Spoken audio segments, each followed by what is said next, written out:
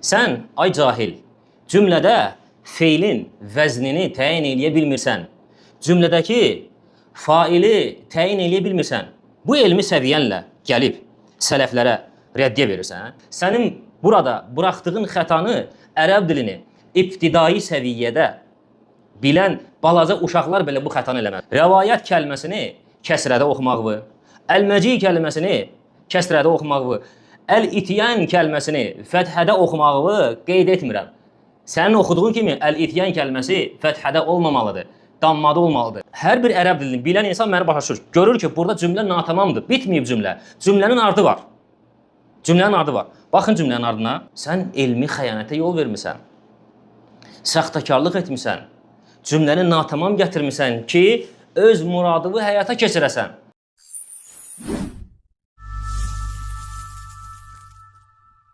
Həqiqətənmi İmam Əhməd bu yeni həmbəlinin iddia etdiyi kimi sənin Rəbbin gəldiyi zaman Fəcr surəsi 22-ci ayəsini təvil etmişdir. Bu videoda bu iddianı Uca Allahın izni ilə dəqiq təhlil edəcəyik. Məsələni təhlil etməyimiz əsnasında da bir çox maraqlı şeylərə də şahid olacaqsınız. Misal üçün, yeni həmbəlinin bizə böhtan atmasına, İbn Rəcəb və İbn Zəğuni kimi həmbəli alimlərin adından yalan danışmasına, yenə də elmi xəyanətə yol verməsinə, danışarkən nə danışdığını başa düşməməsinə və ərəb dilindəki bir sıra cahilliklərinə şahid olacaqsınız. Və biz indi həmin şəxsin növbəti şübhəsini dinləyək. Biz bu rivayətdən nəyə görürük? Məsələ heç də bu yeni həmbəlinin iddia etdiyi kimi deyil. Sən bu rivayət batildir, doğru deyil. Bunu kim deyir? Məzhəbin rukun alimlərindən biri olan Əbu İshaq ibn Şaqilər. Mən burada və bizim rəddiyələrimizi dinləyənlər bilirlər. Burada İmam Əhməd rahimehullah təalədən bir rivayət nəql edirəm və o rivayəti başa düşən bir sıra həmbəli alimlərinin rəylərini və fikirlərini də qeyd edirəm. Həm rivayət və həm də rivayətlə əlaqəli həmbəli alimlərin rəyləri əsas iki məsələni kökündən sarsıldır. Bu yeni həmbəlinin İmam Əhmədə təvil nisbətini və həmçinin İmam Əhməd rahimehullah təaləyə təfvid etiqadını nisbət etməsini. Hər ikisində, hər iki məsələnin də kökündən sarsıldır.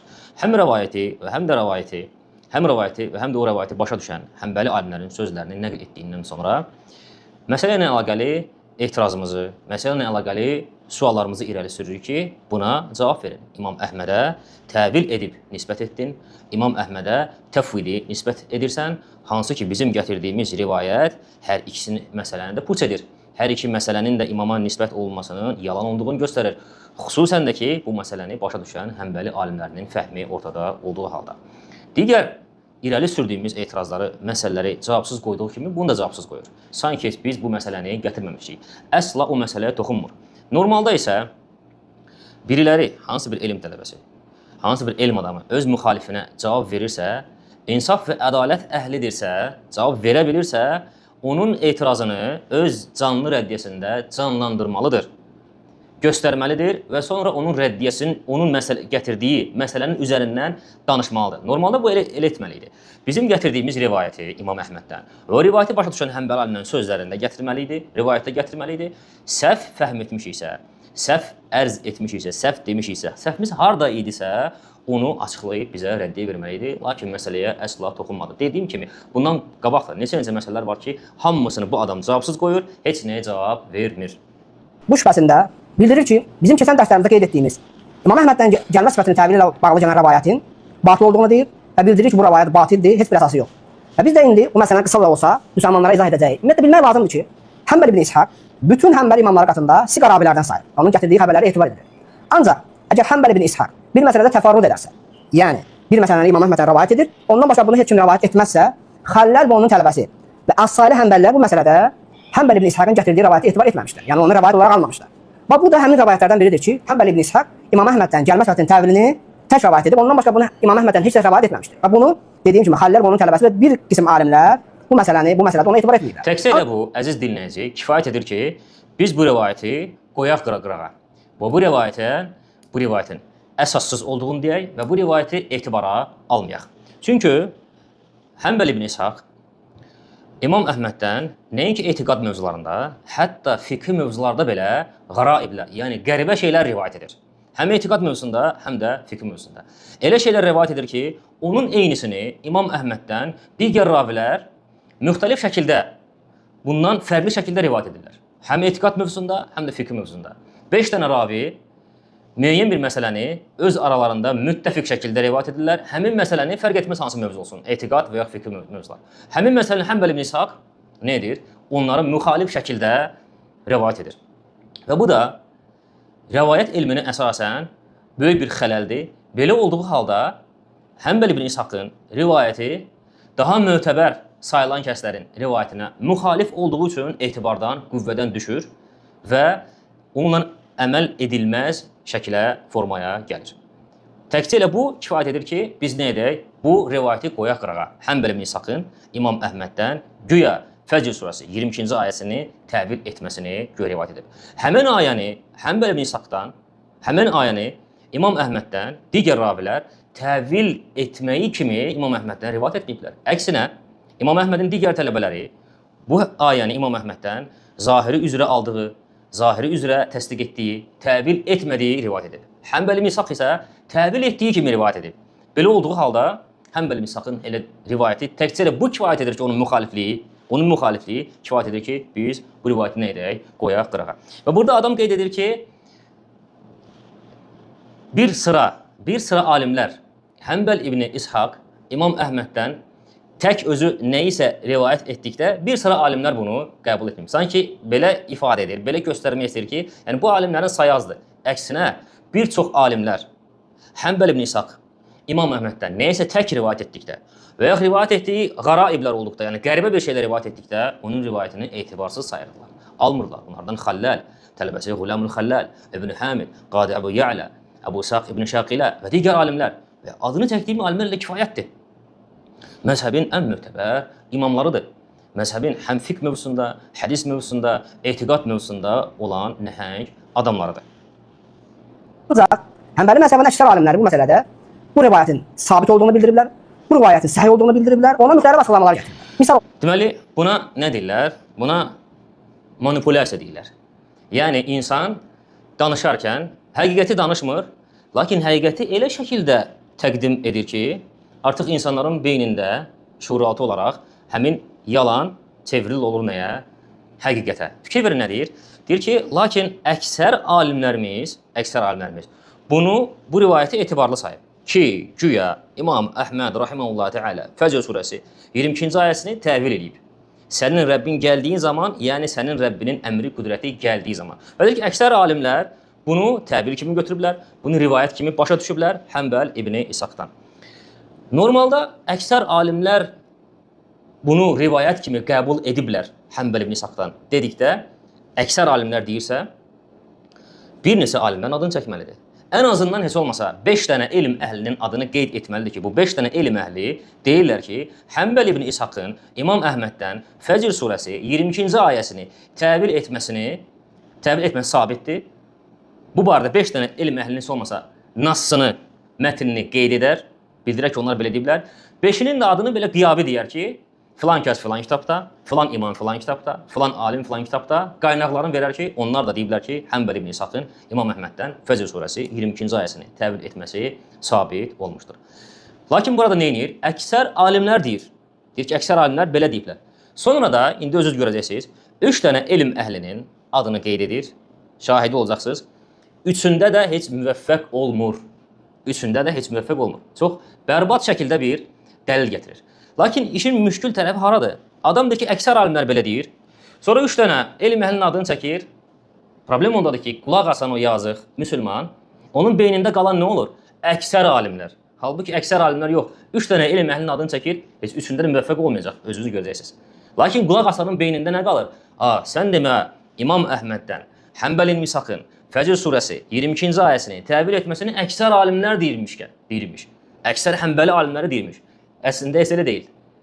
Əksər alimlər sözü şuuraltı qalır dinləyənin beynində, lakin dinləyən diqqətli olsa görər ki, biz bunu bəyan edəcəyik. 3 dənə elm əhlinin adını çəkir, şahidi olasınız bu insan necə cahilliklərə, elmsizliklərə yol verir. 3 dənə alimdən gətirdiyində də heç müvəffəq olmur. Çox alimlərimiz, həmçinin Qadi Əbu Ya'la məzhəbi rükünü, həmçinin İbn Zağuni rahimehullah təala bu məsələləri qeyd edib, onlar necə yanaşırlar bu məsələyə? Bildirirlər ki, bəli İmam Əhməddən bu rivayət sabit olsa da, İmam Əhməddən rivayət olan əksər bu babda gələn məsələlər zahiri üzrə buraxılır, yəni mötəməd olan bu sifətlərin təvil edilməməsidir. Deyir ki, mötəməd olan mötəbər olan İmam Əhməddən əslində bu sifətlərin təvil edilməməsidir. Bilmək lazımdır ki, elə əsli də budur. İmam Əhməd rahimehullahi teala sifətləri əsla təvil etməyib və təvilə əks olub, zidd olub, təvil əhlinə rəddiyə verib. Və İmam Əhməd ümumiyyətlə, İmam Əhmədin etiqadını rivayət edən risalələr, kitablar, bunlar hamısı bizə göstərir ki, İmam Əhməddə bir usul idi, bir qayda idi. Qeyb və xüsusən də sifətlərlə əlaqəli olan naslar təbil edilməz, zahirlərinə görə götürürlər. Bu onda bir usuldur və dəyişməz bir usuldur. Və bu usula özü şiddətli şəkildə əməl edirdi və bu usula müvafiq olmayanları da nə edirdi? Şiddətli şəkildə tənqid edirdi. İndi iş belə olduğu halda İmam Əhməd özünə bir usul qoyub ki, təvil etmək olmaz. Təvil etmək bidətdir. Təvil icazəli deyil. Və bildirir ki, bu dinin usuludur, təvil etməmək. Nasları, xüsusən sifət naslarını zahirlərinə görə götürmək. Bunu deyən adam sonra necə ola bilər gəlsin, təvil etsin. Təvil edibsə, deməli özü qoyduğu dinə, əqidəyə müxalif olub. İndi baxın, böyük Həmbəli alimlərdən biri Abdülğani Əl-Maqdisi Əl-Həmbəli rahimehullah təalənin Əl-İqtisad fil-İ'tiqad adlı bir kitabı var. Həmin kitabda İmam Əhməd rahimehullah təalədən bir dənə rəvayət nəql edir özünün isnadı ilə. Rəvayətdə keçir ki, İmam Əhmədin oğlu Abdullah rahimehullah deyir ki, atamla bir məscidin qapısının ağzından keçirdim. Və qapının ağzından keçdiyimiz zaman səs eşitdik ki, birisi məscidin içərisində oturub, ətrafına cəmaat yığılıb, Peyğəmbər sallallahu aleyhi və səlləmdən varid olan nuzul hədisindən danışır. Və atam bunu eşidən kimi bir qədər dayandı və başladı qulaq asmağa, görək ki, bu adam nə danışır. Və həmin kəs, ətrafına yığılmış adamlar, Peyğəmbər sallallahu aleyhi və səlləmdən gələn nuzul hədisini danışır. Danışdıqdan sonra deyir ki, danışır və deyir ki, Allah subhanahu və teala Peyğəmbər sallallahu aleyhi və səlləmin dediyi kimi gecənin sonuçta birində dünya səmasına nuzul edir. Deyir ki, lakin bu nuzul bir nöqtədən çıxıb, yəni bir yeri boşaldıb, digər bir yeri doldurmaq kimi deyildir. Bir nöqtədən digər bir nöqtəyə keçmək kimi deyildir. Hərəkətlə deyildir və hal dəyişməsi ilə deyildir. Nuzulu bu cür izah edir. Abdullah deyir ki, atam onun bu izahını, bu sözlərini eşitdiyi zaman və qəzəbindən, sözlərin məsuliyyətindən rəngi saralır. Və qəzəbindən mənim əlimi sıxır və mənim əlimi elə sıxdı ki, hətta mənim əlimi belə ağrıtdı. Və mən çalışdım onu biraz sakitləşdirim və mənim əlimdən dartaraq dedi ki, gəl gedək bu kəsin, bu şəxsin yanına, özündən şeylər ixtira edən, belə də deyir, özündən şeylər ixtira edən bu kəsin yanına. Və məni darta-darta gətirdi bu adamın yanına. İmam Əhməd rahimehullah təala yaxınlaşır həmin insana, ona deyir ki, Peyğəmbər sallallahu aleyhi və səlləm daha qeyrətlidir, yoxsa sən? Təbii ki, kimə bu sual verilsə, hər kəsə deyər ki, Rasulullah sallallahu aleyhi ve sellem qeyrətlidir. Və ona sual verir, deyir ki, Peyğəmbər daha qeyrətlidir, yoxsa sən? Peyğəmbər sallallahu aleyhi ve sellem dediyi kimi denən ki, Allah subhanahu ve teala gecənin sonuçta birində dünya səmasına enir de və sus. Və bu rivayət İmam Əhməddən çox əzəmətli bir rivayətdir. Dedim ki, bunu Abdülğani Əl-Maqdisinin Əl-İqtisad fil-İ'tiqad adlı kitabına baxa bilərsiniz. Və o kitab məzhəbdə çox mötəbər əqidə kitablarından biridir, oxunması da tövsiyə olunur. Əslində bu rivayət bizə bir çox şeylərdən danışır. Ətrafında saatlarla danışa bilərik, lakin mövzu o deyil. Bu rivayət bizə ən əsas göstərdiyi şey nədir? Hədisə qarşı, nuzula qarşı bu cür söz işlədən insan o sözün məsuliyyətindən rəngi saralardısa və gəlib bu cür reaksiya verən bir insan necə ola bilər ki, sonra da özü götürsün, eynisini eləsin? Yəni, həmin nuzul hədisi barəsində sözlər deyən insanın elə Fəcr surəsi 22-ci ayəsi ilə əlaqəli iddia olunan təvillə arasında elə də bir fərq yoxdur.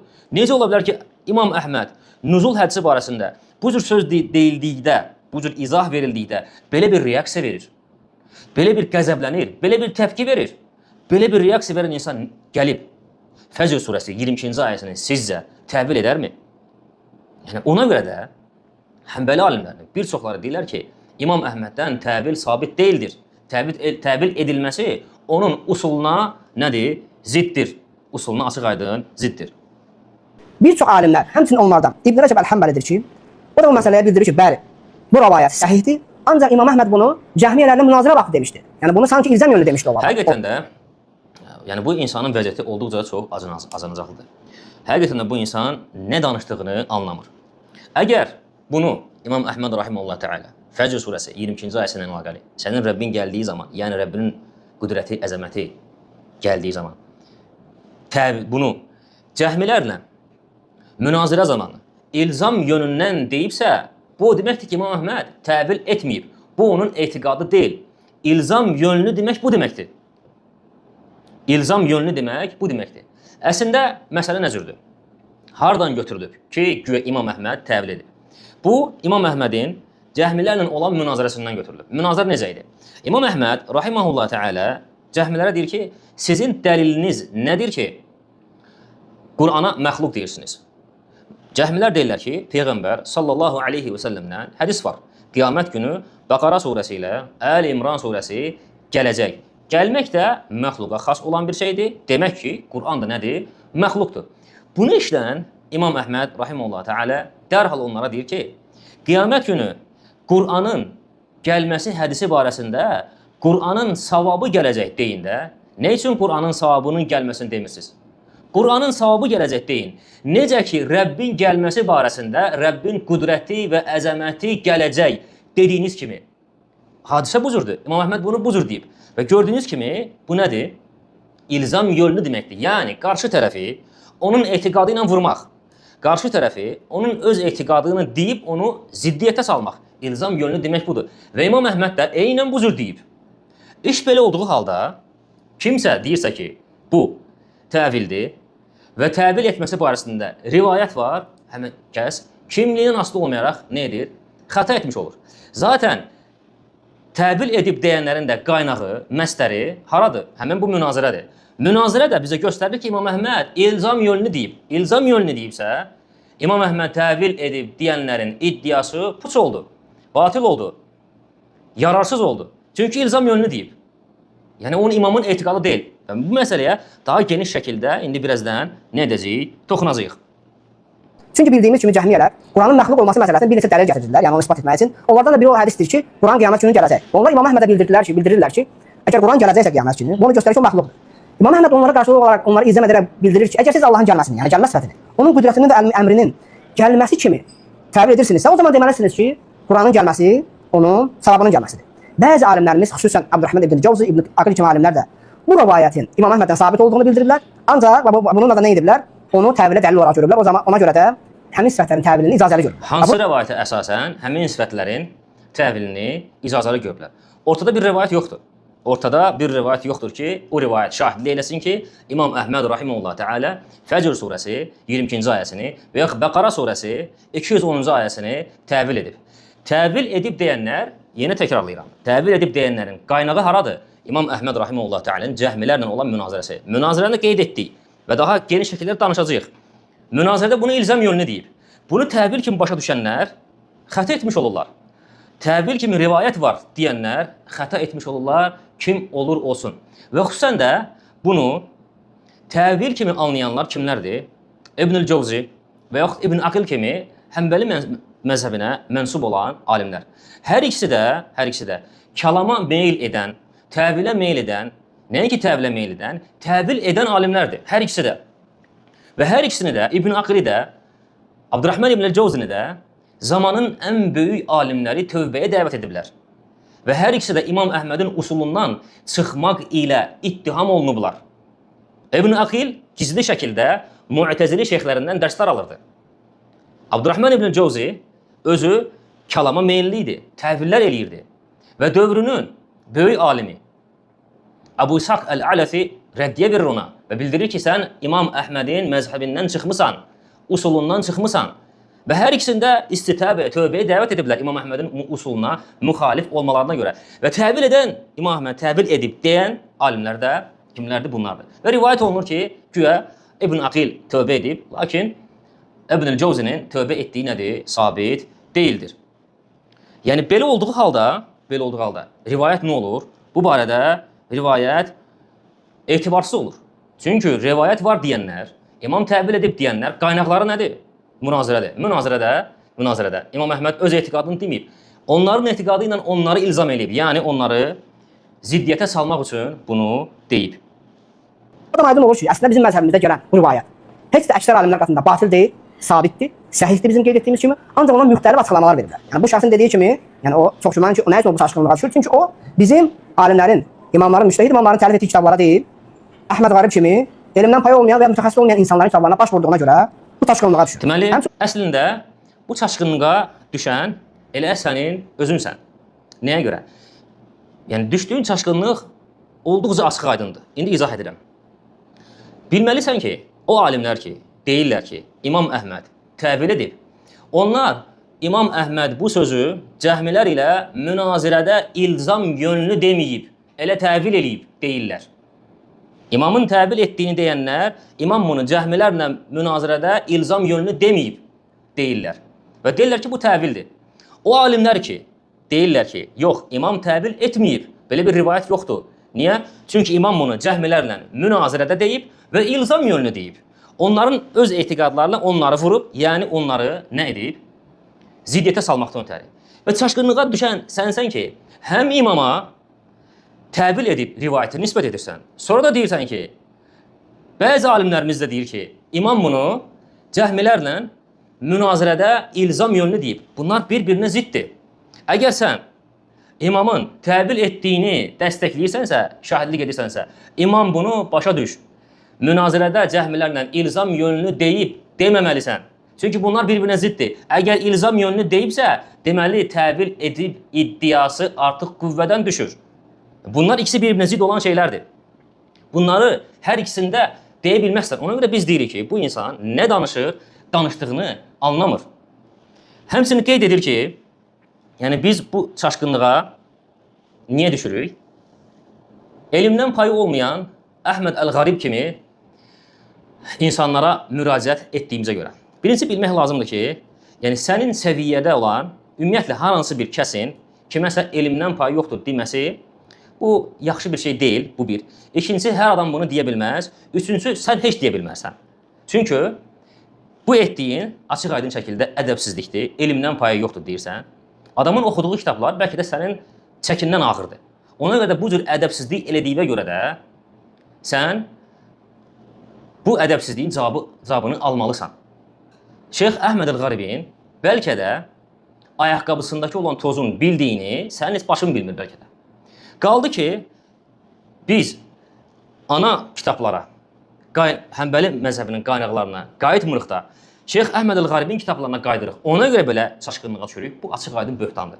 Birincisi, elm tələbəsinə belə şey demək yaraşmaz. Çünki sən bunu heç vaxt isbat edə bilmərsən.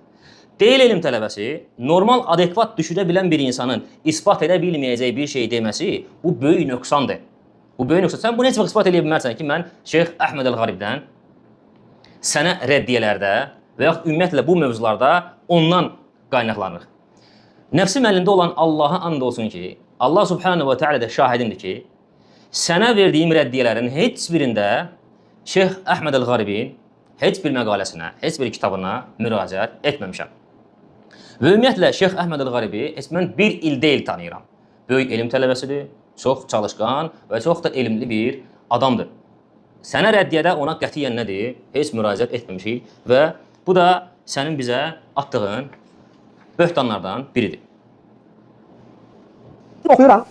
İbn Həmdən Rahimahullahın kitablarını oxuyuram ki, o qeyd edir bu məsələni. 55-ci səhifə İbn Həmdən Rahimahullah təlif etdiyi Nihayətül Mübtədin kitabının 55-ci səhifəsində buyurur. Fəqad təəvvələ Əhməd əyətin və hadisə كآية النجوى وقوله أن يأتيهم الله فقال قدرته وأمره وقوله وجاء ربك قال قدرته. Yəni İbn Həmdən Rahimahullah buyurur ki, İmam Əhməd bir sıra hədisləri, ayələri təbir etmişdi. Onlardan bir neçəsini qeyd edir. Onlardan nəyə qeyd edir? Ən yətiyəhumullah. Bəqərə surəsindəki Allah, onlar yəni bulud çöləsində Allahın mələklərlə bir yerdə gəlməyini gözləyirlər. Birincisi bu ayədir. Sonra hansı ayəni gətirib? Və cəə rabbuk. Sənin Rəbbin gəldi ayəsini gətirir ki, İmam Əhməd bunu onun qüdrətinin əmrinin gəlməsi kimi təbir etmişdi. Bu İbn Həmdən açıqlaması. Kimin açıqlaması olur olsun? Bunu kim deyir desin? Bu açıq-aydın xətadır. Və Nasdan da görürsünüz ki, İbn Həmdən bunu kimə azv eləyir, yəni kimə isnad eləyir? İbn-i Cəvzi kimi alimlərə. Dediyi ki, onlar kimlərdir? Kəlamçılardır. Həmbəllərdən olub kəlama, təvilə meyl edənlərdir. Və onlar bunu təvil kimi başa düşüblər. İbn Həmdənin də isnadı bu məsələdə onlardır. Deyil İbn Həmdənin kim olur olsun deməsi ki, İmam Əhməd təvil edib, bu açıq-aydın xətadır. Çünki təvil edib deyənlərin bir daha təkrar edirəm. Məsləri haradır? İsnad etdiyi yer haradır? İmam Əhmədin cəhmilərlə olan münazirəsi. Münazirədə də İmam Əhməd bunu ilzam yönlü deyib. Yəni öz etiqadı deyildi.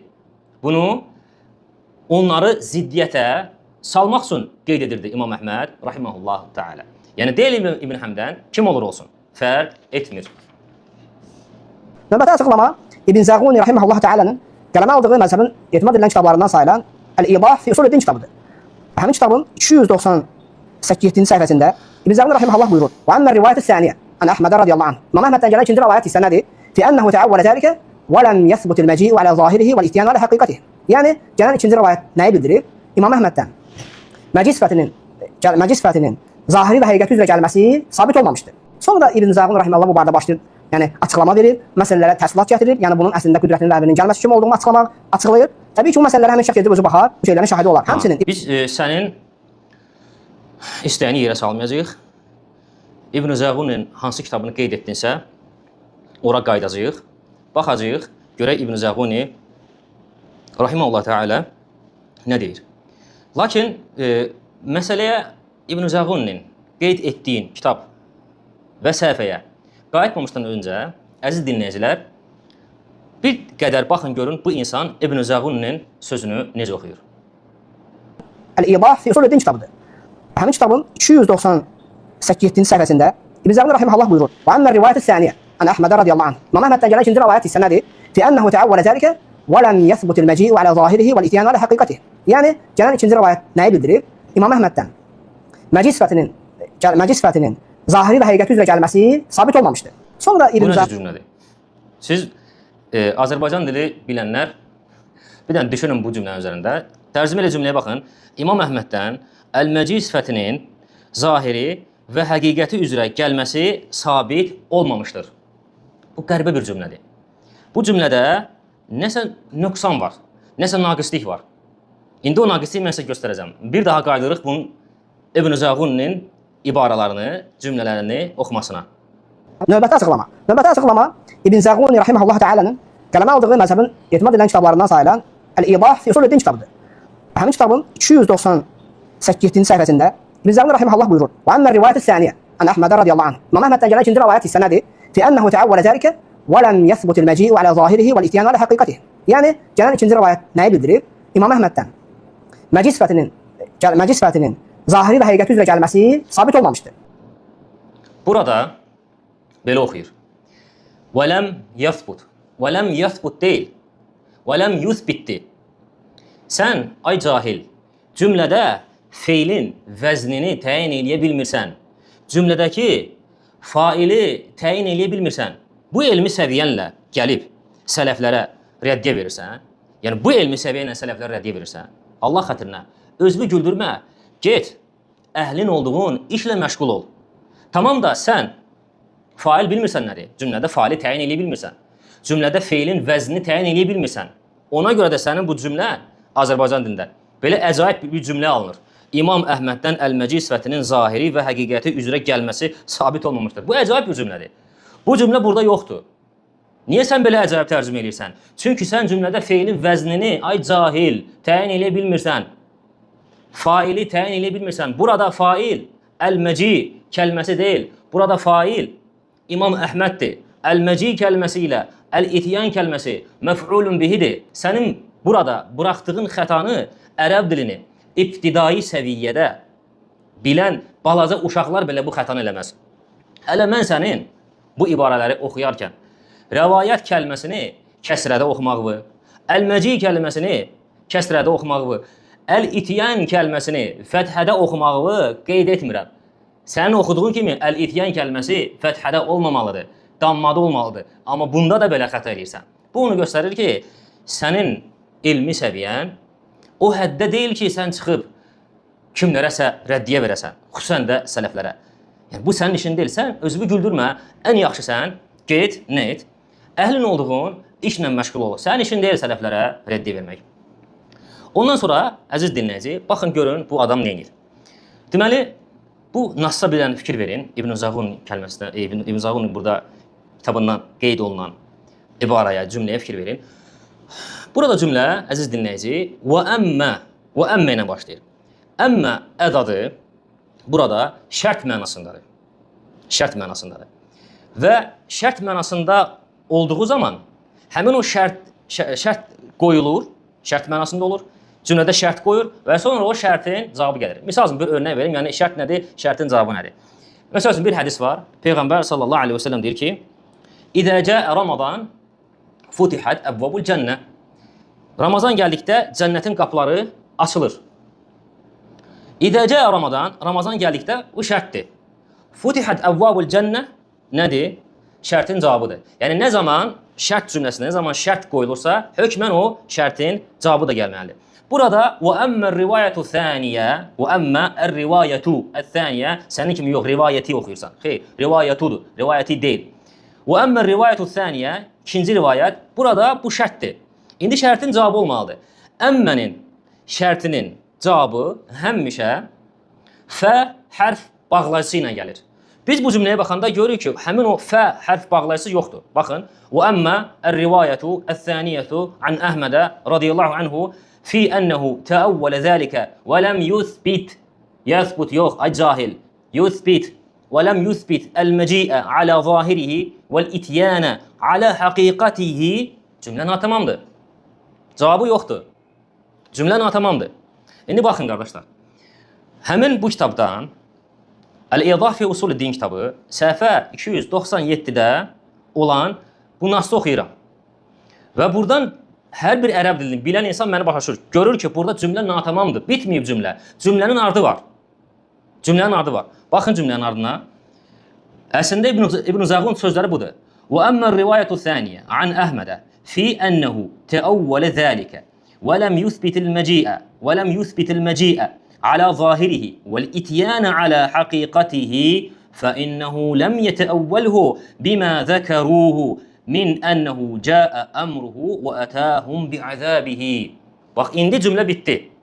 İndi cümlədəki fikir tamamlandı. Sən isə, ey saxtakar, cümləni natamam gətirib öz muradını həyata keçirdin. Amma biz o muradın çox getməsinə, davam etməsinə izin verməyəcəyik uca Allahın izni ilə. İndi keçirik tərcüməyə. Baxın, bu adam bura kimi sizə ərz edib. İmam Əhməddən, İbn Zəğun deyir, İmam Əhməddən nəql olunan ikinci rəvayətə əsasən əl-məci sifətini zahiri, əl-ityan sifətini isə həqiqəti üzrə isbat etməyib, təvil etməsinə gəlincə, bax, bu bura qədərsə burada İbn Zəğunun sözünü qeyd edib. Görürük ki, burada cümlə tamamdır. Gəlincə cümlə tamamdır. Ardı var. Bir də əvvəldən oxuyaq. İmam Əhməddən nəql olunan ikinci rivayətə əsasən əl-məci sifətini zahiri, əl-ityan sifətini isə həqiqəti üzrə isbat etməyib, təvil etməsinə gəlincə, İmam Əhməd onların dediyi kimi uca Allahın gəlməsini, onun əmri və ya əzabının gəlməsi kimi təvil etməmişdir. Sən elmi xəyanətə yol vermisən, saxtakarlıq etmisən, cümləni natamam gətirmisən ki, öz muradını həyata keçirəsən. İbn Zəğun burada İmam Əhmədin təvil etdiyinə şahidlik etmir. Əksinə rəddiyə verir onlara. Deyir ki, bəli, deyənlər var ki, təvil edib, amma xəta ediblər. Xəta ediblər deməklə ki, İmam Əhməd güya təvil edib, deyib ki, Rəbbin gəldi, yəni Rəbbinin əzabı, qüdrəti gəldi. Xeyr, İmam Əhməd deyir, təvil etməyib. Və sonra sən qeyd edirsən ki, bundan sonra da İbn Zəğun, rahiməhullah, elə qiyamət günü Rəbbin gəldi, yəni İbn Zəğun bundan sonra təvili dəstəkləyir və deyir ki, elə Rəbbin əzabı, qüdrəti gəldiyi kimi başa düşür o ayəni. Fəcr surəsi 22-ci və Bəqara surəsi 210-cu ayəsini. Burada da yalan deyirsən. Mən bundan sonra İbn Zəğun nə deyir? Videonun formatını böyütməməkdən ötəri toxunmuram. Lakin buna inanmayan varsa, gəlsin mən onu ispat edim. Əksinə elə bundan sonra İbn Zəğun təvil edib deyənlərə rəddiyə verir və bildirir ki, Allahın ityan eləməsi, gəlməsi elə zatı ilə gəlməsidir. Bunu açıq aydın şəkildə ola deyir. Allahın gəlməsinin qüdrəti, əzəməti və nəyəsə deyil. Belə izah etmir. Allahın gəlməsidir. Zaten bu kitabda bir neçə yerdə, onsuz da İbn Zəğun bildirir ki, biz Allah gəlir dedikdə zatın gəlməsini deyirik. Lakin bu gəlmə bir yerdən çıxıb digər bir yeri doldurmaq kimi deyil, məxluqun gəlməsi kimi. Biz misli olmayan, əql edilməyən, onun şəninə yaraşan bir itiyən gəlmək isbat edirik. Yəni əgər çıxıb deyəcəksən ki, yox İbn Zəğuni orada təvil edib, təvili dəstəkləyib, gəl üzbəüz mən sənə göstərim ki, nədir? O cür deyir. Zaten sən onsuz da bu kitaba oxumaq sənin elmi səviyyən deyil. Yəni sənin kimi insanlar bu kitabı oxuya bilməzlər. Sonra İbn Zəğun rahimehullah bu barədə başlayır, yəni açıqlama verir, məsələlərə təfsilat gətirir, yəni bunun əslində qüdrətinin Rəbbinin gəlməsi kimi olduğunu açıqlayır. Təbii ki, bu məsələlərə həmin şəxs edib özü baxar, bu şeylərin şahidi olar. Həmçinin İbn Rəcəb məsələlərə baxdıq və gördük ki, sən saxtakarlıq eləmisən. Həmbəli bu məsələ barəsində danışır. Onu özünün Fəthül Bari kitabının 9-cu cild 279-cu səhifəsində bu məsələ barəsində söhbət açır. Həmin şəxs getsin bu qaynaqlara baxsın, görəcək ki, həqiqətən bu məsələlər bizim alimlər qatında sabit olmuşdur. Sonra yəni həqiqətən də yəni mən bilmirəm ki, nə cür ifadə eləyim. Əslində öz istədiyimi ifadə etsəm deyəcəklər ki, etik qaydalara, əxlaq normalarına riayət etmir. Həqiqətən bu insanda ciddi nöqsanlar var. Ciddi nöqsanlar var. Cahillik deyirsən var. Elmi xəyanət deyirsən var. Gətirdiyi şey başa düşməmək deyirsən var. Bir dəqiqəlik bu nassı oxuyun. Gətirdiyi nasda İbn Rəcəb rahimehullah təalənin Fəthül Barisindən gətirir. 9-cu cild 279-cu səhifə. İndi qaydacağıq ora. Deyir ki, gedin baxın görəcəksiniz. Biz qaydacağıq. Görəsən deyən var yoxsa yox. Gör nə deyir burada? وَقَدْ ذَهَبَ إِلَيْهِ طَائِفَةٌ مِمَّنْ يَمِيلُ إِلَى كَلَامٍ مِنْ أَصْحَابِنَا وَخَرَّجُوهُ عَنْ أَحْمَدَ مِنْ رِوَايَةِ حَنْبَلٍ عَنْهُ فِي قَوْلِهِ تَعَالَى وَجَاءَ رَبُّكَ أَنَّ الْمُرَادَ وَجَاءَ أَمْرُ رَبِّكَ.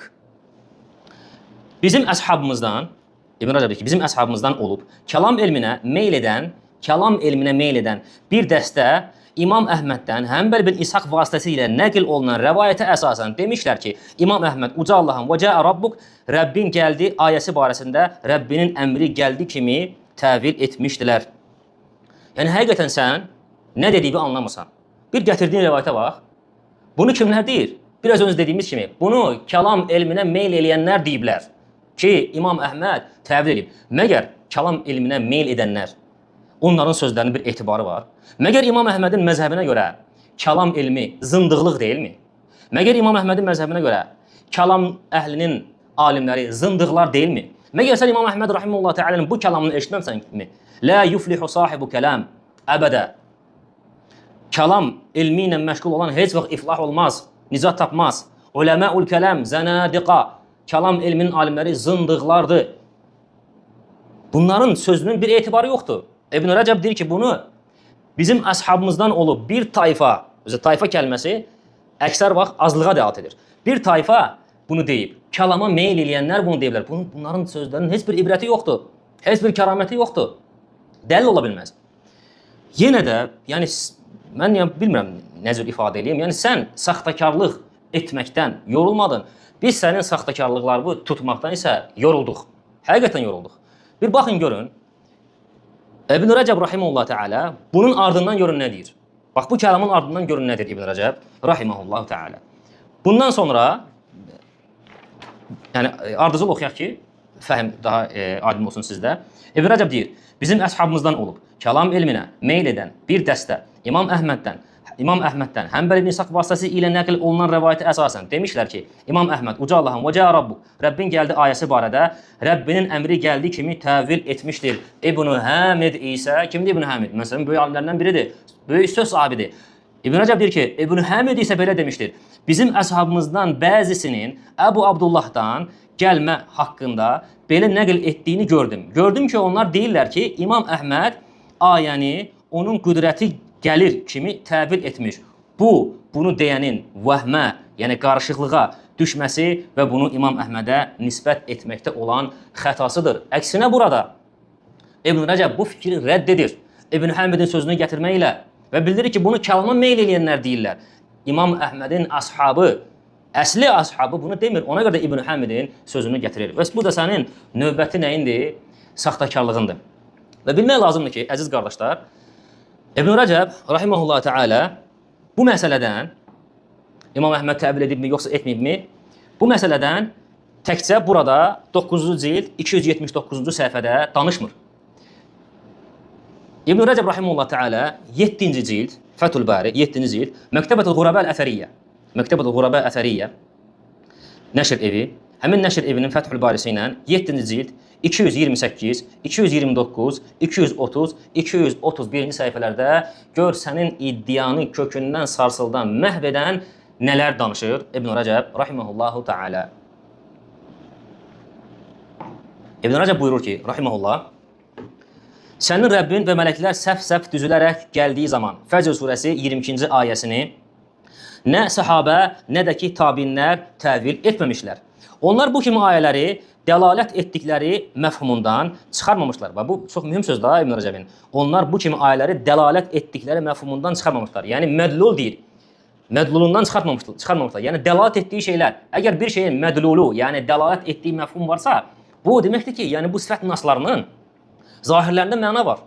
Zahirlərində məna olduğu üçün İbn Rəcəb deyir ki, onlar, sahabə və tabiin bu kimi ayələri, yəni nuzul, itiyan, əlməci, bu kimi ayələri dəlalət etdikləri məfhumdan çıxarmamışlar. Onlardan rəvayət olunan bu kimi ayələri olduğu kimi iqrar etmək, onlara iman gətirmək və olduğu kimi qəbul etmək olmuşdur. Bəziləri olduğu kimi iqrar etməyi necə başa düşür? Bunlardan, bu yeni həmbəllərdən. İqrar etmək, yəni Quranda olan sifət, hansı ləfsdə gəlsə, ləfsin özünü iqrar etmək. İqrar buna deyilmir. Ərəb dilində iqrar mövcud olan fəhmi, mənanı iqrar etmək deməkdir. Mən sənə hansısa bir bəyannamələr verdikdə və sonda sənə dedikdə ki, sən bunları iqrar edirsənmi? Səndən tələbim nədir? Səndən tələbim mənim sənə gətirdiyim ləfsləri iqrar etməkdir, o hərfləri iqrar etməkdir. Yoxsa o ləfslərdə olan bəyannaməni, dəlalət edilən şeyi, əlbəttə ki, dəlalət edilən şeyi. İqrar nədir? İqrar buna deyirlər. Və İbn Rəcəb deyir ki, onlardan rəvayət olunan bu kimi ayələri olduğu kimi iqrar etmək, onlara iman gətirmək və olduğu kimi qəbul etmək olmuşdur. Sonra buyurur, o ki qaldı İmam Əhməddən Allahın gəlməsi barədə, bu onun əmrinin gəlməsidir deməsinə, bu rivayət yalnız Həmbəl ibn İshaq adlı ravinin nəqli ilə gəlib, yəni yalnız tək o rəvayət edib bunu. Ondan başqa bunu rəvayət edən olmamışdır. Dediyimiz kimi, bu rivayət harada keçir? İmam Əhmədin cəhmilərlə olan münazirəsində. Və o münazirəni oğlu Abdullah, həmçinin oğlu Salih, Abbaqr el-Mərruzi və digər alimlər də, imamın tələbələri həmin o qissəni nə ediblər? Rivayət edir. Heç biri orada deməyib ki, imam təvil edib. Heç biri orada təvil qeyd etməyib. Həmbəl ibn İshaqdan başqa. Bu da nəyə göstərir? Həmbəl ibn İshaqın rivayətinin mərdud olduğunu, rədd edilən olduğunu. Sonra İbn Rəcəb buyurur. Alimlərimizdən bəziləri deyiblər ki, Həmbəl burada vəhm edib, yəni qarışdırıb. Çünki bu fikir İmam Əhmədin məşhur və geniş yayılmış mövqeyinə ziddir. Çünki təvil etməmək imamda bir usuldur. O usula çox, yəni tutunan olub o. Necə ola bilər ki, özünə bir usul qoysun, sonra o usula nə olsun? Müxalif olsun. Hətta Əbu Bəkr əl-Xəlləl və onun kimi alimlər Həmbəlin tək rəvayət etdiyi rəvayətləri qəbul etmirdilər. Mütəaxir alimlərdən bəziləri demişlər ki, güya İmam Əhməd gəlmək, enmək kimi sifətlərin cinsindən olan bütün sifətləri güya təvil etmişdir. Bəziləri isə İmam Əhmədin bunu, yəni o təvil iddia olunanı, cəhmilər ilə münazirə çərçivəsində dediyini bildirmişlər. Alimlər qeyd edirlər ki, İmam Əhməd bu sözü öz əqidəsini ifadə etmək üçün yox, qarşı tərəfi susturmaq üçün deyib. Biraz öncə dediyimiz kimi, münazirə bundan ibarətdir. İmam Əhməd bunu onları ziddiyyətə salmaq üçün deyirdi. Çünki cəhmilər Qur'anın qiyamət günü gəlməsi hədisini dəlil gətirərək onun məxluq olduğunu deyirdilər. İmam Əhməd isə onlara cavab olaraq belə demişdir. Qur'anın gəlməsi hədisi barəsində onun savabının gəlməsini deyin də. Nə üçün savabının gəlməsini demirsiniz? Necə ki, Rəbbin gəlməsi ayəsi barəsində onun əmri gəlir dediyiniz kimi. Nə deyir İbn Rəcəb? Elə ən doğru izah da budur. Ən doğru izah da budur. Sənin İbn Rəcəbə nisbət etməyin ki, İbn Rəcəb şahidlik edir ki, İmam Əhməd təvil edib, bu yalandır. Əksinə, İmam İbn Rəcəb rahimehullah təala imamın təvil etmədiyini deyib, qeyd edir və bildirir ki, münazirədə deyib bunu, ilzam yönlü deyib və deyib, doğru olan da budur. Sonra buyurur İbn Rəcəb. Bu məsələdə əshabımızdan 3 fərqli istiqamətdə ayrılıq vardır. Həmin, yəni təvil və yaxud təvil edib etməməsi barəsində İmam Əhmədin. Və xüsusən də ki, bu Fəcr surəsi 22-ci ayəsinin əlaqəsi. Deyir, bu məsələdə əshabımızdan 3 fərqli istiqamətdə ayrılıq var. Kim necə başa düşür bu məsələni? 3 fərqli qrup alimlər var. Necə başa düşür? Birinci qrup alimlər Əl-Məci, Əl-İtiyan kimi, yəni hər ikisi də gəlmək mənasındadır, sifətləri isbat edir. Lakin bununla kifayətlənməyib, məxluqatın gəlməsinə bənzər nəticələr, lazımlar çıxarırlar. Bu sifətləri isbat edirlər, amma bu sifətləri məxluqatdakı kimi isbat edirlər. Məxluqatda nə cürdürsə, Allahda da o cür isbat edirlər. Hətta bəzən bunu İmam Əhməd ibn Həmbəl adına nisbət verirlər. Amma bu cür nəqillərin isnadı səhih deyil. Yəni bu fikir etibarlı şəkildə İmam Əhmədə aid deyildir. Bu birinci qrup. İkinci qrup alimlər. Bu kimi sifətləri təvil edənlər. Məsələn, Allahın gəlməsini, onun əmrinin gəlməsi kimi təvil edən alimlər. Üçüncü qrup alimlər. Bunlar kimlərdir? Bu sifətləri, gəlmək, enmək və s. bu sifətləri iqrar edir, gəldiyi kimi götürür, təfsir etmir və bunu uca Allahın cəlal və əzəmətinə yaraşan gəlmək və enmək olduğunu deyirlər. Bu İmam Əhməd ibn Həmbəldən gələn səhih mövqedir və ondan əvvəlki sələfin yoludur. Həmçinin İshaq ibn Rahawayhi kimi imamların da görüşüdür. Bir dənə söz mən özümdən əlavə edeyim. Həmçinin də bugünkü sələflərin etiqadıdır. Eynən biz də bu cür deyirik. Allah subhanahu ta'ala gəlir, nüzul edir, onun cəlalına, izzətinə, zatına yaraşan şəkildədir. Necə ki, İbn Rəcəb şahidlik edir ki, imamın da elə etiqadı buydu. İndi İbn Rəcəb rahimehullah təalənin sözünün ən əsas yerinə gəlib çatırıq. İbn Rəcəb buyurur ki, sələf alimləri bu cür ayə və hədisləri, yəni Allahın enməsi, gəlməsi, sələf alimləri bu cür ayə və hədisləri təvil edənləri Cəhmiyyəyə aid edirdilər. Cəhmiyyəyə aid edirdilər. İndi necə ola bilər ki, İmam Əhməd bu sifətləri Allahın gəlməsini təvil etsin? İbn Rəcəb deyir ki, sələf imamları, İmam Əhməd də sələf imamlarından biridir. Sələf imamları bu cür ayələri, bu cür sifətləri təvil edənlərə cəhmi adı qoyurdular. Onu cəhmilikdə ittiham edirlər. Necə ola bilər ki, İmam Əhməd neynəsini təvil etsin? Buyurur İbn Rəcəb. Sələf imamları, alimləri bu cür ayə və hədisləri təvil edənləri cəhmiyyəyə aid edirlər. Yeri gəlmişkən deyim ki, bu cür ayələri həmçinin kimlər təvil edir? Əşarilər. Deməli, əşarilər, onların sələfləri kimlərdir? Abu Hənifə, Məlik, Şafi, Əhməd yox, Cəhm ibn Safvan və onun əshabı. Sələf alimləri bu cür ayə və hədislərə təvil edənlər cəhmiyyəyə aid edirdilər. Çünki ilk dəfə bu cür sistemli təvil ortaya atan şəxs Cəhm ibn Safvan və onun tərəfdarları olmuşlar. Onlar deyirdilər ki, uca Allah qəti əqli dəlilləri əsasən bu nasların dəlalət etdiyi mənalardan münezzəhdir.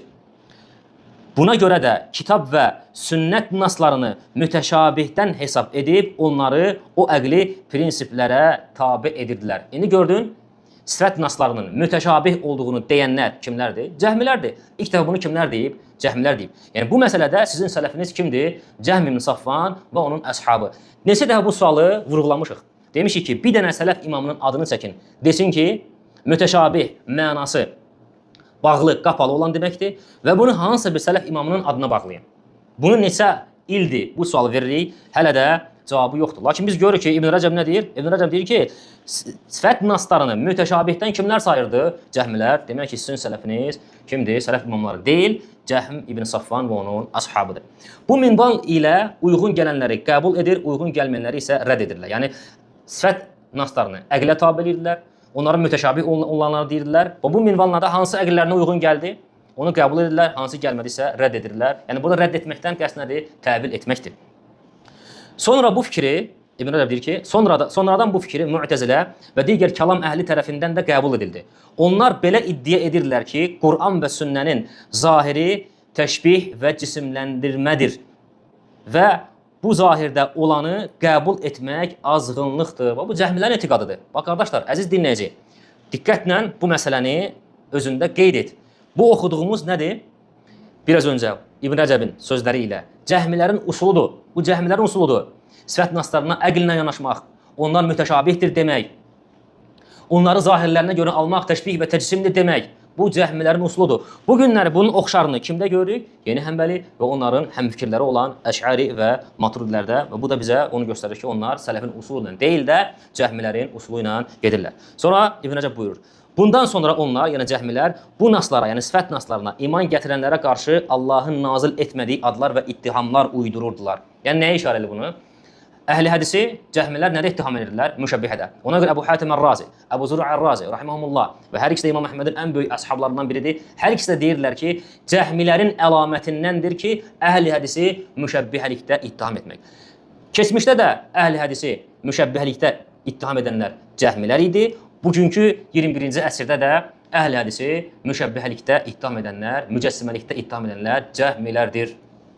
Sonra İbn Rəcəb sözünə davam edərək buyurur ki, bu etdikləri isə, yəni haqq əhlinə bu cür ləqəblər qoymaları isə əslində Allaha qarşı iftiradır və insanları Allah və Rasuluna imandan uzaqlaşdırmaq məqsədi daşıyır.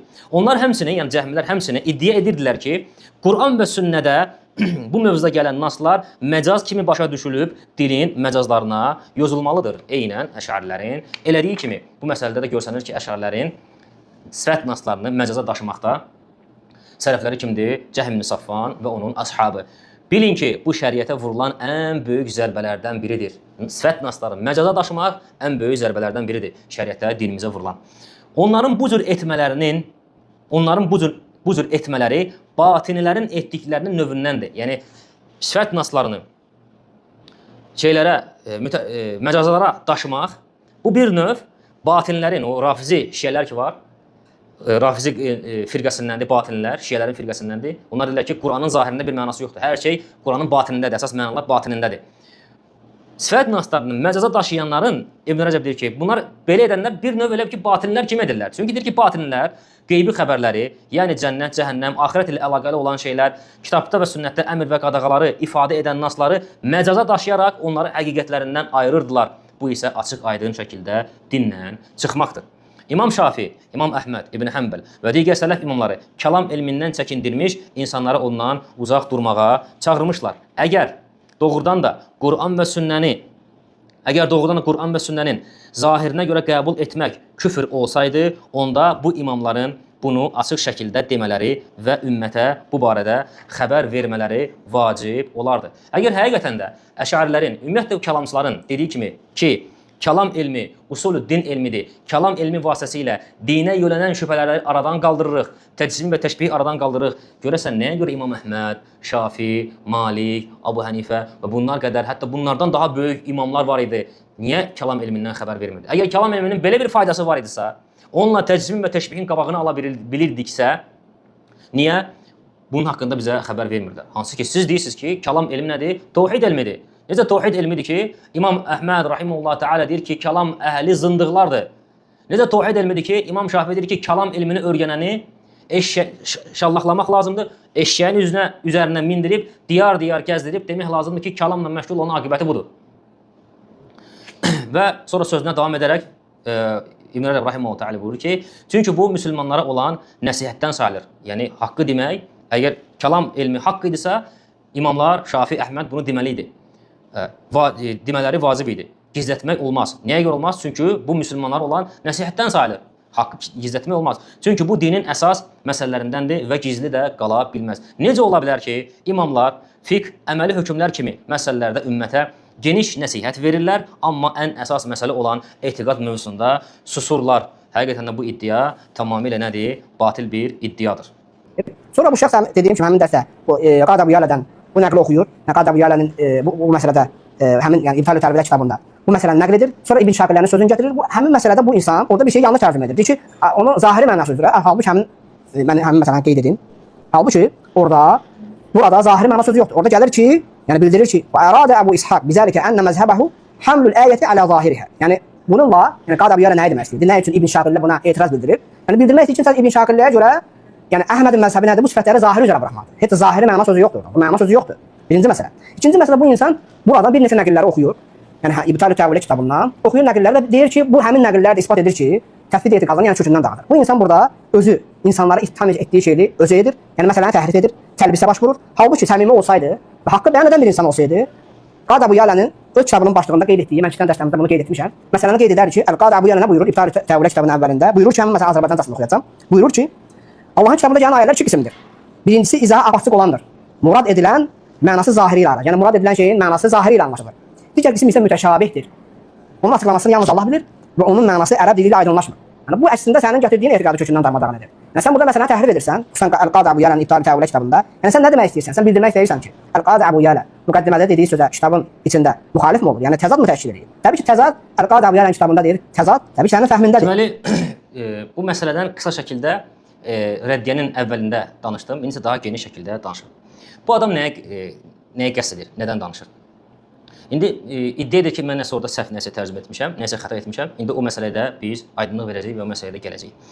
Mən rəddiyəmdə Qadi Əbu Yələ rahimehullahın İbtal-ı Təəvvülat kitabından bir məsələ oxudum. İmam Əhməddən bir rivayət oxudum. Və o rivayəti başa düşən Həmbəli məzhəbinin alimlərinin fikirlərini oxudum. Qeyd etdim və bildirdim ki, bu oxuduğum İmam Əhməddən nəqil və onu başa düşən Həmbəli alimlərin rəyləri, fikirləri sənin İmam Əhmədə nisbət etdiyin təvili və sənin İmam Əhmədə nisbət etdiyin təfvidi batil edir. Etibarsız sayır və bildirir ki, siz yalan deyirsiniz, İmam Əhməd təvil etməyib və siz yalan deyirsiniz, İmam Əhməd təfvid etiqadında olmayıb, təfvid onun məzhəbi deyil. Və mən hansı nəqli gətirmişəmsə imamdan, imamın əshabının hansı sözlərini, alimlərin hansı sözlərini oxumuşam, heç birini qeyd etmir. Heç birindən danışmır. Həmin rəvayət və həmin alimlərin sözü ilə əlaqəli dediyim etirazları, sual şəklində edildiyimiz etirazları onların heç birinə toxunmur. İndi mən məsələn bir də qeyd edəcəm, hansı ki bu məsələyə cavab verməyib. Bu məsələyə cavab vermədi, qaçdı. Üstündən keçdi. Sanki mən belə bir məsələ ərz etməmişdim. İndi biz bunu yenidən təzələyirik. Qadi Əbu Yəla İbtalu Təəvvülat kitabı 120-ci məsələdə. Nəyə görə 120-ci məsələ deyirəm? Səhifəni qeyd etmirəm. Çünki mətbuata görə kitabın səhifəsi fərqlənə bilər. Məsələnin isə rəqəmi fərqlənmir. 120-ci məsələdə Qadi Əbu Yəla deyir. Deyir ki, Həmbəl ibn İshaq sənin Rəbbin gəldiyi zaman ayəsi barəsində İmam Əhmədin belə dediyini rəvayət etmişdir. Sənin Rəbbin gəldikdə, yəni sənin Rəbbinin qüdrəti gəldikdə. Həmin məsələdir. Sonra Qadi Əbu Yəla buyurur. İshaq İbn Şaqilə isə Həmbəl ibn İshaqa rəddiyə verərək belə demişdir. Demişdir ki, bu Həmbəl ibn İshaqın İmam Əhmədin adından açıq-aydın səhvidir, xətasıdır və bunda da heç bir şübhə yoxdur. Yəni bu rivayət nəyə göstərir? Bu rivayət onu göstərir ki, doğru rivayət deyil. Məzhəbin digər böyük alimi Həmbəl ibn İshaqa rəddiyə verir ki, İmam Əhməd nə etməyib? Təvil etməyib. Səhv başa düşüb. Bundan sonra baxın görün, Qadi Əbu Yəla, yəni Qadi Əbu Yəla Həmbəl ibn İshaqın sözünü qeyd etdi, diqqətlə qulaq as, qeyd etdi.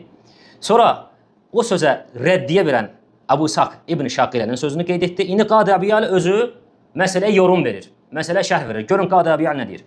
Deyir ki, Əbu İshaq ibn Şaqilə bununla onu demək istəyir ki, nə ilə? Yəni Həmbəl ibn İshaqın rəddiyə verməklə. Bunu demək istəyir ki, yəni İmam Əhməd Fəcr surəsi 22-ci ayəsi ilə əlaqəli olan görüşü bu ayəni zahiri mənası üzrə, yəni uca Allahın zatının gəlməsi kimi başa düşülməsidir. Burada biz nəyə görürük? Qadi Əbu Yəla deyir ki, Əbu İshaq ibn Şaqilənin sözü o deməkdir ki, yəni o onu demək istəyir ki, İmam Əhməd Fəcr surəsi 22-ci ayəsini zahirinə görə alıb. Yəni Allah subhanahu wa ta'ala zatı ilə gələcək. Əbu İshaq ibn Şaqilə bunu demək istəyir. Və bunu ondan, yəni Əbu İshaq ibn Şaqilənin sözünü bu cür kim başa düşür? Qadi Əbu Yəla. Baxın Qadi Əbu Yəla bir də oxuram, gör nə deyir? Deyir ki, Əbu İshaq ibn Şaqilə bununla, yəni Həmbəl ibn İshaqa rəddiyə verməsi ilə, bununla onu demək istəyir ki, yəni İmam Əhmədin Fəcr surəsi 22-ci ayəsi ilə əlaqəli olan görüşü bu ayəni zahiri mənası üzrə, yəni uca Allahın zatının gəlməsi kimi başa düşülməsidir.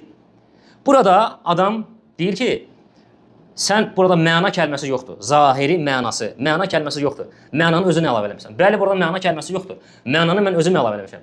Nəyə görə mənanı özüm əlavə eləmişəm? Çünki burada mənadan söhbət gedir. Qadi Əbu Yəla deyir ki, Əbu İshaq ibn Şaqilə İmam Əhmədin məzhəbini nə cür açıqlayır? Yəni demək istəyir ki, imama görə Allahın gəlməsi zatı ilə gəlməsidir. Zatı ilə gəlmək nədir? Zatı ilə gəlmək mənadır. Burada açıq aydın bir məna var. Ona görə zahiri sözünü zahiri mənası kimi biz tərcümə etməliyik. Və burada da heç bir işgal yoxdur. Sən bu rivayəti Qadi Əbu Yəla'nın sözünü bütöv gətirərdin, görək mənim nəsə xəta etdiyimi isbat edə bilərdin, yoxsa yox? Biz bunu gətirdik, sən dedi ki, buna cavab ver. Sən buna nə etmədin? Buna cavab vermədin. Qadi Əbu Yəla'nın sözünə cavab vermədin. Sonra baxın, bu 120-ci məsələ idi. 121-ci məsələdə Qadi Əbu Yəla görün nə deyir. 121-ci məsələdə Qadi Əbu Yəla deyir ki, Əbu Talib kimdir? O da İmam Əhmədin tələbələrindəndir. Əbu Talib isə sənin Rəbbin gəldikdə, Fəcr surəsi 22-ci ayə, sənin Rəbbin gəldikdə ayəsi barəsində İmam Əhmədin belə dediyini rivayət etmişdir. Deməli, bu da başqa bir ravidir. İmam Əhməddən Fəcr surəsi 22-ci ayəsini tam fərqli şəkildə rivayət edir Əbu Talib. Gör necə rivayət edir. Qadi Əbu Yəla deyir. Əbu Talib isə sənin Rəbbin gəldikdə ayəsi barəsində İmam Əhmədin belə dediyini rivayət etmişdir. İmam Əhməd demişdir ki, Fəcr surəsi 22-ci ayəsinə əsasən sənin Rəbbin gəldiyi zaman kim qiyamət günü uca Allahın görülə bilməyəcəyini desə kafir olmuş olar. Bir dəqiqə düşünün. Bunu rəddiyəmdə də qeyd etmişdim. Bir daha da qeyd edirəm. Ayə nə cürdür? Sənin Rəbbin gəldiyi zaman. Bu ayənin İmam Əhmədin bu sözü ilə nə əlaqəsi var? İmam Əhməd rahimehullah təala Fəcr surəsi 22-ci ayəsini gətirir. Nəyə dəlil olaraq? Ki qiyamət günü Allah görüləcək. Deyir ki, bu ayə əsasən bu ayə dəlildir ki, kim desə ki, Allah qiyamət günü görülməyəcək, kafir olar. İmam Əhməd rahimehullah təala deyil, Allahın əl-itiyən sifətini zahiri mənasına görə isbat etməsinə, həmin sifətin lazımını belə isbat edir. Çünki İmam Əhmədin bu cür deməsi, kim qiyamət günü uca Allahın görülə bilməyəcəyini desə, kafir olmuş olar. Yəni, kim görülə bilər? Gələn. Allah gəlirsə, nə olacaq? Görüləcək. Və ona görə də İmam Əhməd görməyə dəlil gətirir Allah subhanahu wa ta'ala'nın itiyən sifətini. Və biz bunu rəddiyədə qeyd etdik. Dedik ki, sizə görə itiyən sifətinin, Allahın gəlməsinin mənası qapalıdır. Allah nə murad edib bilinmir. Amma İmam Əhməd həmin sifəti başqa bir məsələyə dəlil gətirir. Biz də bilirik ki, əgər bir məsələ, bir sifət, digər bir sifəti açıqlamaq üçün dəlil gətirilirsə, deməli dəlil gətirilən sifətin mənası zahirdir ki, o dəlil gətirilir. Qapalı olan bir şey necə dəlil gətirmək olar? Bunu biz qeyd etdik, sən buna cavab vermədin. İndi İmam Əhmədin bu sözündən sonra gör Qadi Əbiyələ nə deyir? Deyir ki, İmam Əhmədin sözlərinin zahiri budur ki, İmam Əhməd Allahın zatı ilə gəlişini isbat etmişdir. Çünki o, Allahın görülməsinin mümkünlüyünə bu ayə ilə dəlil gətirmişdir. Belə dəlil isə yalnız gəliş və gəlmənin zatla əlaqələndirildiyi halda keçərli olur. Bax, buna dedik cavab ver. Bax, bu həm imama nisbət etdiyin təvili puç edir, həm də imama nisbət etdiyin təfvidi puç edir. Yəni, bu etiqad əslində sizə görə mücəssimə etiqadıdır. Amma özünüzü məzhəbinə nisbət etdiyin zaman adamın etiqadıdır. Biz dedik buna cavab ver, sən buna cavab vermədin. Və neçə məsələlər var, heç birinə cavab verməmsən. Qətiyyən heç birinə cavab verməmsən. Çünki sən nə üçün bu cür çaşqınlıqlara düşürsən? Çünki sən mənim çaşqınlığa düşməyimdən danışır. İçində müxalif mi olur? Yəni təzad mı təşkil edir? Təbii ki, təzad Qadi Əbiyələ kitabında deyir. Təzad təbii ki, sənin fəhmindədir. Dedim, yəni adam nə edir? Yəqin gördünüz. Qadi Əbiyələ kitabının əvvəlində, müqəddiməsindən bir şey oxuyur və sanki mənim indi bu oxuyacağım var ha. O ilə ziddiyyətə salmaq istəyir. Ki, yəni Qadi Əbiyələ kitabın əvvəlində elə bir sözlər deyib ki, yəni güya mənim gətirdiyimə ziddir. O sənə görə ziddir. Sənə görə ziddir. Bizə görə ziddiyyət təşkil eləmir. Və siz 2019-cu ildən başlamışsınız bu təfvid məsələlərini ortaya atmağa. 2019-cu ildən mən sizdən Qadi Əbiyələdən bir dənə də olsun bir şey gətirməyinizi görməmişəm təfvidlə əlaqəli. Yalnız və yalnız İbtal-i Təəvvülat kitabının müqəddiməsindən başqa. Yəni siz 2019-dan indiyənə kimi 2026-dır. İbtal-i Təəvvülat kitabının müqəddiməsindən aşağı düşə bilmirsiniz. Həmin kitabın müqəddiməsindən aşağı düşə bilmirsiniz. Müqəddimədən bu ümumiyyətlə gülücdür. Kitabın müqəddiməsini kitabın içindəkilərə hamısını aid etmək. Kitabın müqəddiməsi ilə kitabın içindəkilərə hökm vermək. Ziddiyyət görsənirsə, bu ziddiyyət səndədir, sən görürsən. Bizə görə ziddiyyət deyil. Sən buna cavab ver, sən bunu mənə verdiyin rəddiyyədə canlandırmadın. Qadi Əbiyələnin İbtal-i Təəvvülat kitabında, yəni sən nə demək istəyirsən? Sən bildirmək istəyirsən ki, Qadi Əbiyələ müqəddimədə dediyi sözə kitabın içində müxalif mi olur? Yəni təzad mı təşkil edir? Təbii ki, təzad Qadi Əbiyələnin kitabında deyir, təzad təbii ki, sənin fəhmindədir. Çünki sən nə üçün bu cür çaşqınlıqlara düşürsən? Çünki sən bizim elmi irsimiz olan kitablara, üsul və etiqad kitablarına qayıtmırsan. Ümumiyyətlə biz həmin şəxs Həmbəllərin elmi irsi olan kitablara qayıtdıq. Dedin ki, qayıt, biz də qayıtdıq. Gördük ki, sən saxtakarlıq edirsən. Sən elmi xəyanətə yol vermisən. Təzad Qadi Əbiyələnin kitabında deyir, təzad təbii ki, sənin fəhmindədir.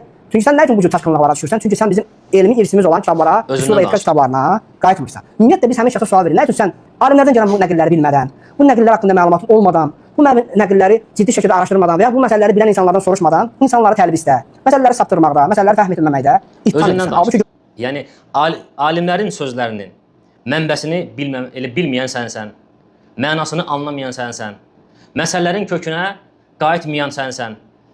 Biz sən nə dəlil gətirdin, nəyə isnad etdinsə, biz ora qayıtdıq, gördük ki, sən elmi saxtakarlığa yol verirsən. Elmi saxtakarlığa, elmi xəyanətə yol verirsən. Elmi xəyanətə yol verirsən. Görünən budur ki, bütün bu deyilən sözlər sənin özünə daha çox uyğun gəlir. Bütün bu sözlər elə sənin özünə daha çox uyğun gəlir. Sonda belə bir açıqlama, belə bir bəyannamə vermək istəyirəm. Nədən ibarətdir? Yəni, bu insanın xətaları olduqca çoxdur. Bu, bizə verdiyi rəddiyələrdə həmçinin yəni, özünün elmi məsələləri təqdim etməsində əqidə ilə əlaqəli olan məsələləri təqdim etməsində bu adamın olduqca böyük xətaları var. Biz bunun hər bir xətalarının arxasınca gedə bilmirik. Buna yəni həm vaxtımız yoxdur, həm də vaxt ayıracaq bir nəyimiz yoxdur, həvəsimiz də yoxdur. Ona görə deyirik ki, çıxıb bizə rəddiyə verərək filan şeyi səhv oxudun, filan şeyi nə bilim düz demədin, bunun nöqtəsini qoymadın, bunun vergülünü qoymadın, rəddiyə verib özünü günüz vəziyyətə qoyma. Bizim vaxtımızı alma. Bizim vaxtımız yoxdur. Biz sənə çox vaxt sərf edə bilmirik. Bizim vaxtımızı alma, gəl münazirəyə. Gəl münazirəyə, gəl elmi masaya, məsələni elmi şəkildə nə edək, çözək. Nəfsim əlində olan Allaha and olsun ki, haqq deyəcəksən, mən onu qəbul edəcəm. Yəni burada qorxacaq bir şey yoxdur. Yox əgər münazirəyə gəlməyəcəksənsə, münazirəsinə gəlməyən insan haqqında çıxıb kameranın qabağında tək öz başına danışmaq yaraşmaz. Bu yaxşı şey deyil. Və bu miqdarla kifayətlənək. Doğrusunu Allah bilir. Elhamdülillahi Rabbil alemin.